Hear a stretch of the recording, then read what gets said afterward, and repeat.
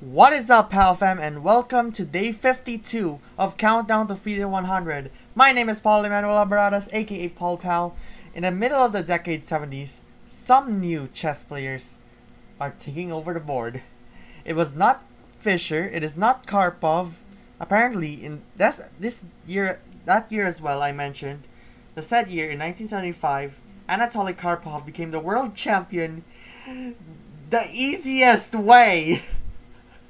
I don't know why, but he didn't.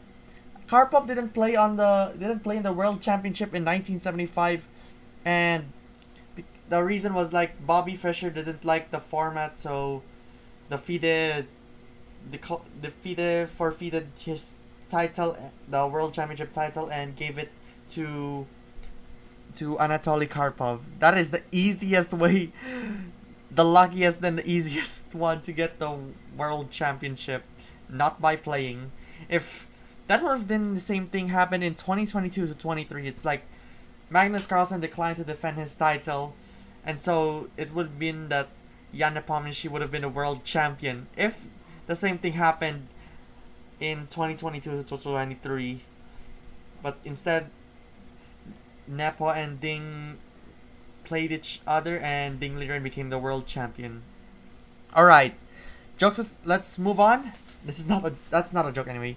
Let's move on the 1975 game between Rafael Vaganian and Albin Plaininc. I don't know who are they, but yeah, I want to know about him. So Rafael Vaganian is the Armenian chess grandmaster, and Albin Plaininc is, I forgot. I was just getting pictures. But anyway, let's take a look. It's just a 22 move game. It's gonna be short and sweet, but we'll find things out. The game starts with d4. Ooh, interesting.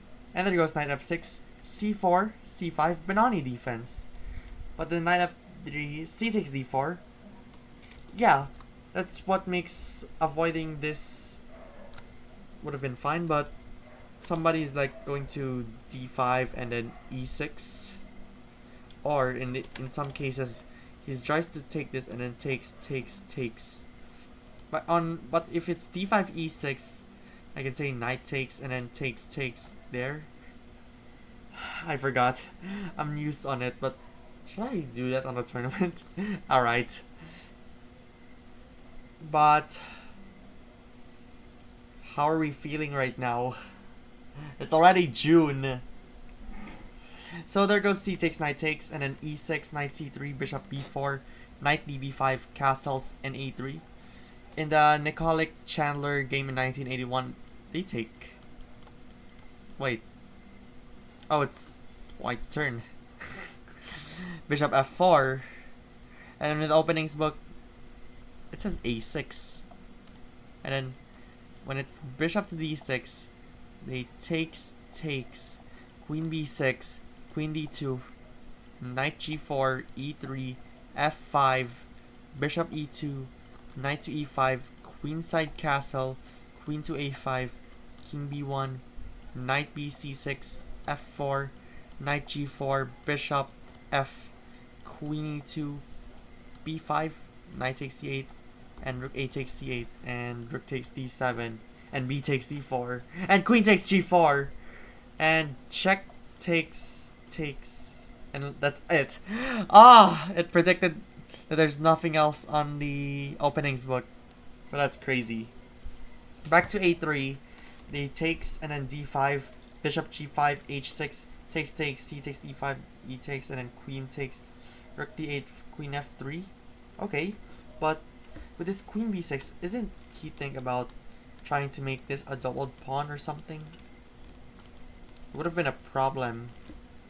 But instead he goes queen b6, rook d1, takes. Yep, good idea. Knight c6, queen e3. Alright, I know there's something else here, but if it's queen c3, bishop e6, e3, rook d8, bishop e2, knight a5, queen d4, queen takes, a takes, knight c6, and the position gets to be equal if he goes here. Knight b4, knight c3, and so on. So with this queen e3, there's knight d4, okay. And then queen check, king h7, e3. Check, king d2, losing the castling rights. It's gonna be short and sweet. We're just 5 minutes yet. Bishop f5, okay. Protecting this, but at the same time it loses the rook. So queen takes a8, and then queen d6, king c1, knight a1. And queen takes b7. I think it's a blunder. I think it's definitely a blunder. Yeah. But in the variation, it could have done with bishop c4, queen c6, knight c3, queen takes c4, queen d8, knight b3, king d1, queen g4, and knight e2. So it's gonna be an equal position still, but if he takes it, nothing else. So rook. Probably is gonna go queen here. There's so many browns that it's gonna be a lose-lose. So what are the good moves? Live book. You don't have stuff? Wait, he has stuff. King e1, knight c5, knight c3, queen c2, queen d... No, not queen d1. Queen d2, knight check, king e2, bishop g4, rook takes g4, knight c1, king e1, knight e3, king e2, knight c1. It's gonna be drawish. Wow. But the game ends with queen c7, and that's over. But at the same time, is it like a mistake or something? I wonder. But after queen c6, knight c3, queen takes, bishop c4, queen takes g2, rook e1, queen takes f2, and rook e2. Black is absolutely winning here, but I don't understand. If he takes it... Oh! Checkmate! No way! That's why Rafael Vaganian resigned. No way! He sacrificed that queen just because he wants to get rid of this defense, so if he takes it, checkmate. No way! But if the game would have been continued, he would have ignored it and it would go with c3, knight c3, queen takes b7, bishop c4, queen takes rook e1, queen takes f2, rook e2, queen f1, and king d2, and black will absolutely win here.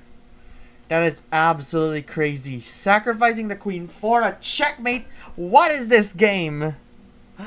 Wow, the most notable game of 1975. That is crazy. Alright, that should be it for today. Thank you so much for watching POW. Be sure to subscribe and become a patron member at patreon.com/PaulPower. Also subscribe to my vlog channel, POW Vlogs. Follow me on Twitch, Paul Habaradas, X Paul Habaradas, TikTok Paul Habaradas, Instagram Paul Power YT, Threads Paul Power YT, and Facebook Paul Power YT. And join the Discord community as well. And get 20% off when you buy any plan on Chessmood. And if you're just a POW fan like me, being a Mario fan, get ready. Tonight at 8:30 p.m, the premiere of POW Plays Super Mario Bros. Wonder. This 8:30 p.m. So get ready for it, POW fam. Well, that should be it for today. Hopefully, I'll see you at the POW Plays Super Mario Bros. Wonder. And if not, I hope I'll see you tomorrow at the Countdown to Defeated 100.